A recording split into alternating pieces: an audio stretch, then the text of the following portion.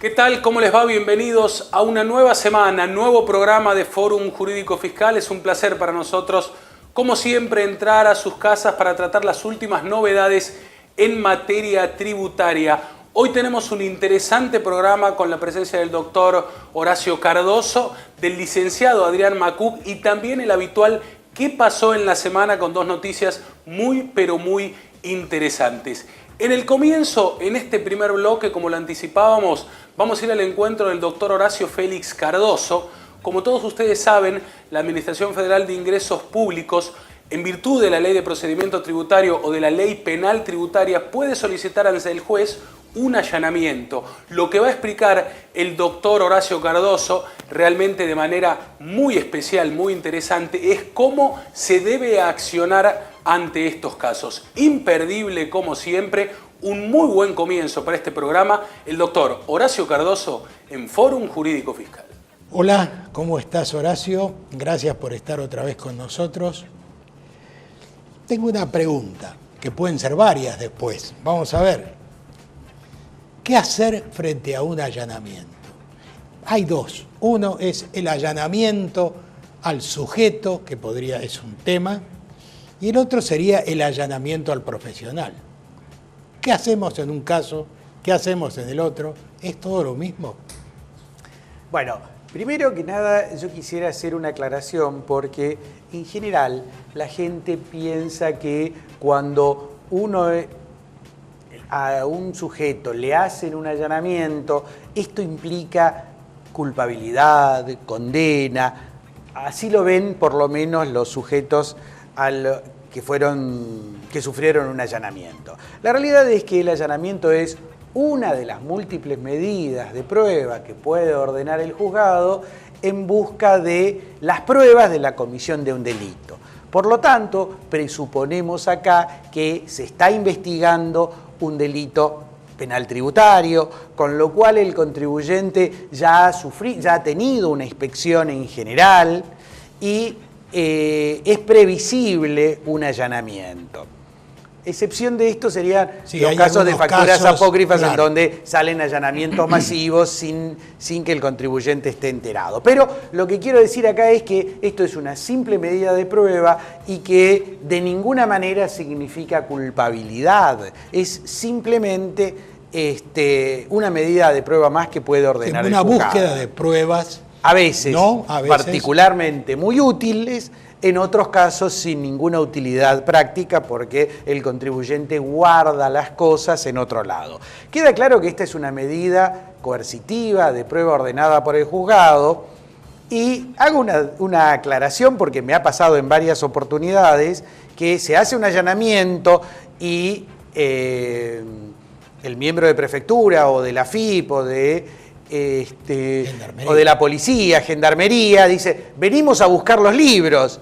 Y la gente dice, bueno, los mandamos a buscar. No, el allanamiento es para el lugar donde se hace el allanamiento, si y no es una medida coercitiva. Claro. O sea que esto de colaborar, obviamente que como ciudadanos que somos, nuestro objetivo es colaborar con la justicia, pero creo que ahí está por encima el principio de no declarar contra uno mismo, el hecho de que me presumen inocente hasta que se demuestre lo contrario. Exacto. Las cosas a hacer en un allanamiento fundamentalmente y frente al aumento de la inseguridad en la Argentina es tratar de verificar la autenticidad de la orden y de las personas que hacen el allanamiento. Exacto. ¿Por qué? Porque han habido casos en los cuales con la excusa de una orden de allanamiento, algunas personas simplemente han entrado a robar. Una vez verificado esto, obviamente que lo que tiene que hacer el contribuyente es que la primera medida, siempre digo yo, es llamar a un abogado y a un escribano.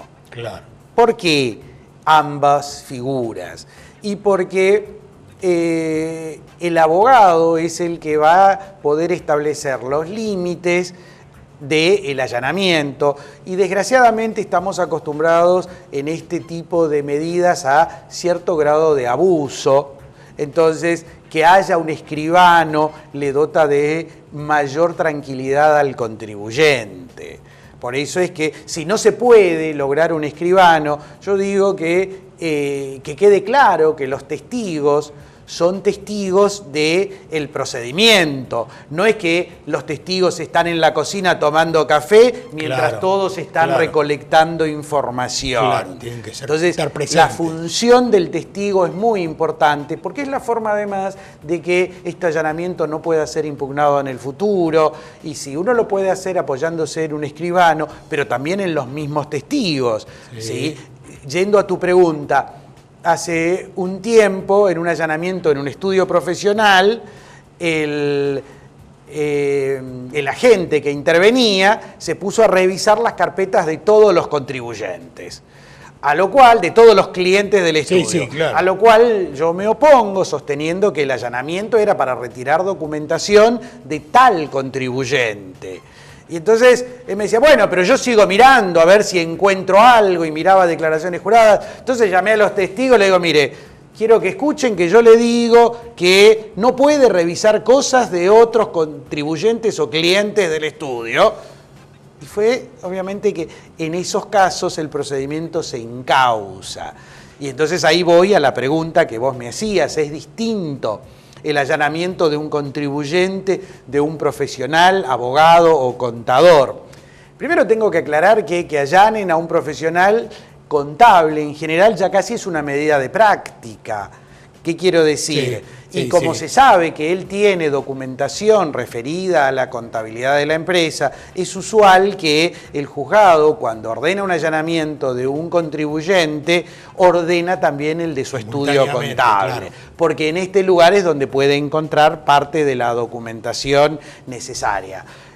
Acá tenemos que distinguir siempre, y es si allanamos el estudio contable por el probable delito que cometió el profesional, que quiere decir, allanamos a él como evasor, en cuyo caso no tenemos que revisar sus clientes, y obviamente es válido oponerse, y también o cuando se lo allana por un cliente, entonces hay que buscar las cosas relativas a ese cliente. Bueno, en el Consejo Profesional lo que aconsejan es que ante el allanamiento de un estudio, lo primero que hay que hacer es llamar al Consejo para que vaya un veedor del Consejo. Esto estoy hablando por los profesionales en ciencias económicas. Perdón, ¿existe la misma norma en Capital Federal para los abogados? En provincias se incorporó, estaban para los abogados y hace relativamente poco tiempo se incorporó para los contadores.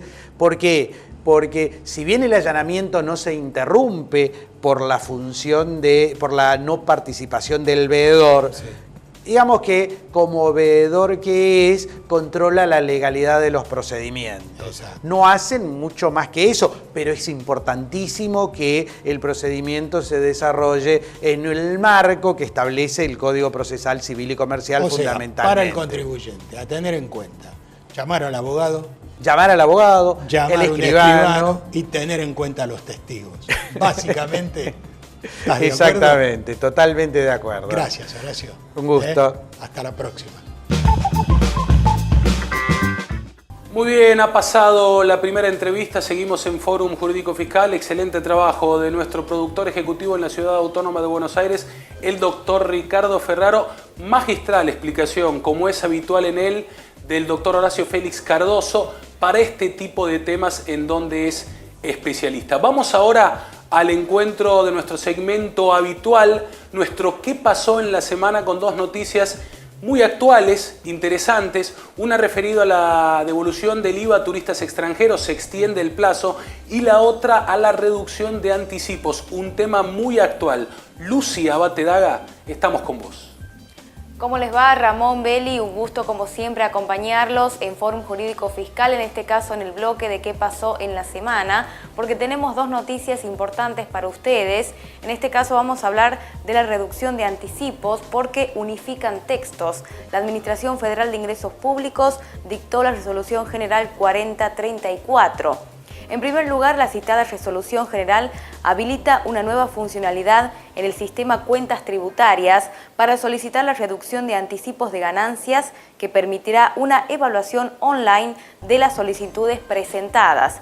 El comunicado oficial del organismo resalta que la medida permite reducir los tiempos de tramitación y los costos derivados de la operatoria, atento que automatizará el proceso de evaluación de cada contribuyente, donde se tendrá en cuenta la categoría en el sistema de perfil de riesgo CIPER, el monto de la reducción y las solicitudes previas de disminución de anticipos. Todas las notificaciones se realizarán al domicilio fiscal electrónico a través de la e-ventanilla. En los casos en que la AFIP tenga que solicitar documentación adicional, resolverá los pedidos dentro de los 60 días corridos. Para solicitar la reducción de anticipos se debe ingresar con la clave fiscal al sistema de cuentas tributarias, luego seleccionar la opción Transacciones y finalmente el ítem Reducción de anticipos. Como requisito para realizar las solicitudes, los contribuyentes tienen que tener, y atención a esto, quit activa sin limitaciones, contar con domicilio fiscal electrónico, no tener presentada una solicitud de reducción de anticipos del mismo periodo dentro del plazo de 180 días corridos, no registrar falta de presentación de declaraciones juradas. Anteriormente, cuando un contribuyente pedía la reducción de anticipos, el organismo emitía automáticamente una fiscalización electrónica a todos los pedidos. Finalmente, la AFIP intimaba por el impuesto no pagado a raíz de la reducción solicitada. Esta es una información muy importante, sobre todo para esta época, pero esto no es todo, tenemos otra información para este bloque de qué pasó en la semana. Vamos a hablar de los plazos para informar sobre turistas extranjeros porque estos plazos se extienden. La Resolución General 4029 dispuso que la presentación de las declaraciones juradas informativas correspondientes a los periodos mensuales de enero y febrero de este año 2017 por parte de los sujetos comprendidos en el régimen de información establecido en el capítulo F de la norma conjunta Resolución General 3971 de la AFIP y la resolución número 566/16, con vencimiento fijado para el mes de marzo del 2017, va a poder efectuarse hasta el día 15 de mayo del 2017 inclusive. Dos noticias muy importantes en este bloque de qué pasó en la semana, los hemos informado con toda la actualidad como de costumbre. Seguimos ahora con más programa. Beli. Muy bien, hemos desarrollado nuestro habitual qué pasó en la semana. Excelente, Luciana Abatedaga. Dos noticias muy importantes, como reflejábamos con el contador Pena, temas muy actuales. La reducción de anticipos, ustedes han notado la diferencia de lo que ocurría en periodos fiscales anteriores y lo que está impulsando la Administración Federal de Ingresos Públicos a partir de ahora. Y también el tema de IVA, devolución de IVA sobre turistas extranjeros, que es un tema que se viene tratando hace muchísimo tiempo. Yo les voy a proponer la primera pausa, no se muevan de allí porque tenemos un segundo bloque muy interesante. Nuevamente vamos a estar con la presencia del licenciado Adrián Macuc. Los espero en un ratito, no se vayan, ya sigue Fórum Jurídico Fiscal.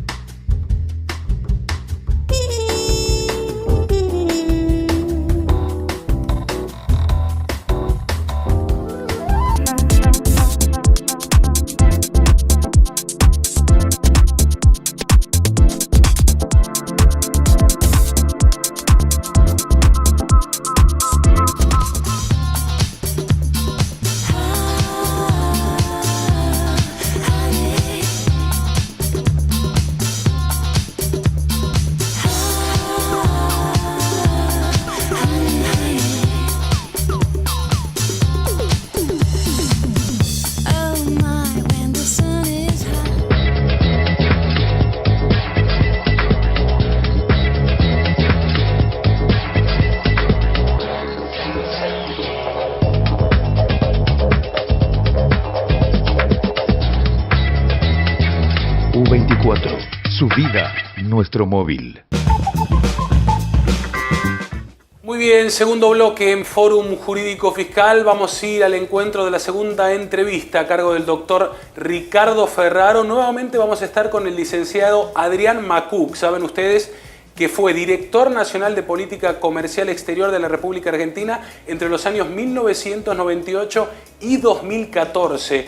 Una voz muy autorizada en estos temas. La semana pasada estuvo en nuestro programa, habló de la situación del comercio exterior de nuestro país. Realmente fue una nota muy completa, muy bien realizada, y sobre el final, ante una pregunta del doctor Ricardo Ferraro, quedó picando allí lo que sería esta entrevista que vamos a ver ahora. ¿Realmente es competitiva la Argentina, nuestro país, los sectores agropecuarios e industriales de nuestro país? ¿Son competitivos ante el mundo?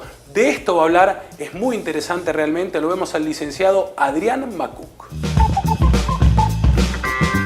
Hemos convocado al licenciado Adrián Macuc para hablar de un tema que realmente nos preocupa mucho y que hoy está muy en boga, que es si el país, su producción, es competitiva con respecto al resto del mundo. ¿Dónde somos competitivos?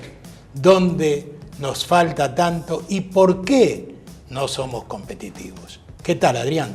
Gracias por estar, pero quise empezar abrumándote con preguntas. Bueno, yo agradezco la posibilidad de estar nuevamente acá, a pesar de haber empezado de esta forma. Muchas gracias por darme la posibilidad de estar acá una vez más. Sí, más que una pregunta, es una serie de preguntas. Exacto. Y en esa serie de preguntas hay además una larga historia.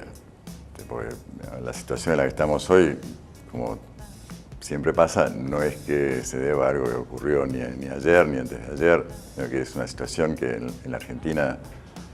Crónica. Es crónica. No estaba pensando en decir crónica, estaba pensando en decir que hay una cierta repetición de situaciones que son semejantes a lo largo del tiempo. Vos debes haber escuchado, igual que yo, y yo alguna vez lo debo haber dicho también, que hay una recurrencia en la Argentina en crisis del sector externo. Sí. La recurrencia en el sentido de que tenemos como un ciclo en el que vamos teniendo una situación positiva en el balance comercial con el exterior, en la balanza de pagos. Eso se mantiene durante algunos años, pero hay un cierto deterioro o se mantiene sin grandes modificaciones el tipo de cambio, los precios internos crecen, el tipo de cambio no lo refleja, se llega a una situación, para hacerlo más breve, en la que aparece una crisis del sector externo. Entonces, sí, pero son recurrentes, como bien dijiste. La solución fácil es decir, no, se devalúa y cambia todo y volvemos a empezar. Para mí uno de los grandes problemas de la Argentina es cómo cortar con esa especie de ciclo que yo creo que desde que estudiaba en la Facultad de Ciencias Económicas, que empecé a ver por primera vez y sigue existiendo. Sí. No es fácil, pero para eso se requiere una conjunción de políticas. Me parece que, y ahí voy a lo de la competitividad. Creo que la competitividad, para decir, uno podría hablar del país, pero me parece muy general. Creo que en el otro extremo es la competitividad de un producto que produce en Argentina. O sea, pongámosle algunos productos primarios que tenemos, la materia prima, deberíamos ser capaces de producir un calzado competitivo. Pero de Claro, repente, en sector de materia prima sí somos competitivos. en ese producto primario, Sí. en este caso el cuero o los cereales, las semillas oleaginosas, la famosa soja, etcétera, claramente somos competitivos. Y efectivamente el sector agropecuario, los productores incorporaron tecnología, tanto por el tema de las semillas, híbridos, el desarrollo genético, la biotecnología y el tipo de siembra, la incorporación de siembra directa. Hay una incorporación de tecnología en el sector agropecuario. En el resto, digamos, la producción industrial, agroindustrial y la producción de manufacturas industriales propiamente dichas, siempre incorporó tecnología, pero quizás ahí el grado de avance tecnológico no es tan significativo porque el campo el sector agropecuario tiene una base única que es la tierra. Claro. Única en el sentido de es un recurso natural de la Argentina. No quiero inventar nada, pero en la industria, la producción industrial no tiene ese capital que tiene el sector agropecuario. No, tiene claro. una ventaja competitiva natural que hay que abonar, que hay que fertilizar, etcétera, pero hay una ventaja competitiva natural que el resto de la producción industrial no tiene. En esa producción industrial el tema es, ¿podemos incorporar suficiente tecnología para hacer un producto moderno que esté adaptado a los mercados, tanto el local, argentino, como el mercado de exportación? Yo creo que sí, que podemos y que existe la capacidad para hacerlo. Pero también necesita una política que, digamos, incentive. Por un lado eso, por el otro es qué pasa una vez que muchos industriales hablan de la producción propiamente dicha en el establecimiento fabril y hasta la salida de la fábrica. Una vez que el producto tiene que salir de la fábrica y ser transportado, ¿qué pasa con el transporte? ¿Qué costo tiene el transporte? ¿Existe la infraestructura suficientemente desarrollada y utilizable como para que los medios de transporte la utilicen? En el caso del transporte por carretera, hay otros medios de transporte disponibles. Ahí tengo el tema del ferrocarril, Sí, que en la claro. Argentina, no me quiero acordar de décadas pasadas, pero ramal que cierra. Ramal que no se abre. Entonces, tenemos un déficit en transporte, tenemos un déficit en logística, tenemos una carga impositiva, y ahí no me voy a meter en el campo de tu especialidad, Pero es cierto. todos los cálculos que yo conozco, y ahí vos corregime, dicen que en la Argentina la carga impositiva que hay en cualquier producto que se comercializa en el mercado interno es muy alta. No voy a poner una cifra, No, pero 30, lo es. 40% Pero lo es. del precio de venta Sí, en el mercado sí, interno. sí. Eso, más allá de la devolución del IVA para exportar y de los reintegros de impuestos indirectos, parece que también influye en la posibilidad de competir en mercados externos para cualquier producto argentino. Entonces, ahí hay dos cuestiones que, si sumamos transporte, infraestructura, logística, la carga impositiva, la posibilidad de tener acceso a tecnología a través de inversiones o concierto, sobre todo para las pequeñas y medianas empresas que tengan financiación con tasas competitivas, el papel que juega el Estado es fundamental. Claro, tiene que ser la ruta. Suponiendo que los contribuyentes pagan sus impuestos, los industriales que pagan sus impuestos, esperan tener una prestación del Estado en ese sentido y que eso contribuya a que sean más competitivos. La otra parte que uno puede pensar es, para vender en algún mercado, más allá del Mercosur, donde tenemos acceso sin pagar derechos de importación, en los otros mercados deberíamos tener condiciones de acceso mejores de las que tenemos. Y ahí entra una situación que la Argentina arrastra de los últimos años, de tener pocos acuerdos comerciales con el resto del mundo. Tenemos en América del Sur, a través de los países de la ALADI, la Asociación Latinoamericana de Integración, Chile, Perú, Colombia, Ecuador, Venezuela, pero con el resto del mundo prácticamente no tenemos ningún acuerdo significativo de acceso a mercados, salvo con Israel, que es un mercado pequeño, y para algunos productos con India y Sudáfrica. Entonces ahora esta negociación de Mercosur con la Unión Europea es fundamental porque eso podría darnos acceso a un mercado, según el resultado que tenga, como el europeo, donde la producción agropecuaria argentina es competitiva. Y claro que sí. Si no tiene que pagar los derechos de importación que carga la Unión Europea en la frontera, porque la Unión Europea protege su producción. Claro. Sí, es como la inversa. Nosotros somos competitivos casi naturalmente, la Unión Europea es competitiva porque subsidia la producción. gracias. La verdad que sí. Y me hubiera gustado seguir charlando contigo. Creo que serás invitado en próximos programas. Bueno, muchas gracias. Adrián. Muy amable. Muy bien, nos estamos despidiendo, no tenemos tiempo para más. Recuerden ustedes que nos pueden seguir en Twitter y en Facebook y además revisar cada una de las entrevistas en forumjuridicofiscal.com.ar. Los voy a esperar dentro de 7 días para un nuevo programa. Nos vamos a despedir con la frase habitual a cargo de nuestro productor ejecutivo, el contador Ramón Eduardo Pena. Gracias por estar ahí y hasta la próxima semana.